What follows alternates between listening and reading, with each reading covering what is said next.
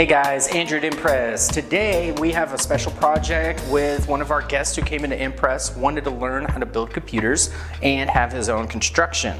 We used his computer with a Corsair 4000D Airflow. I put in a Ryzen 9 5900X into a B550 motherboard. I think it's a 6900 XT Corsair 850 watt gold power supply. I think I'm forgetting the G Trident something RAM, 16 gigs for sure, DDR4. But I put that together for us. I wanted him to learn something and for us to do it together. And that's what this is about today, all right?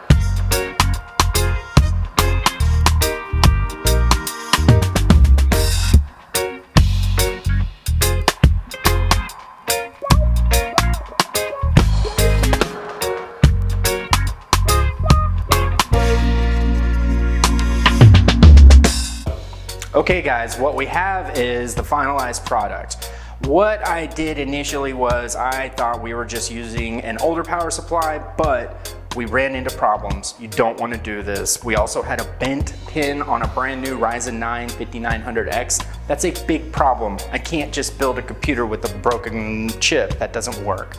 We did anyways because that's what our guest insisted on doing.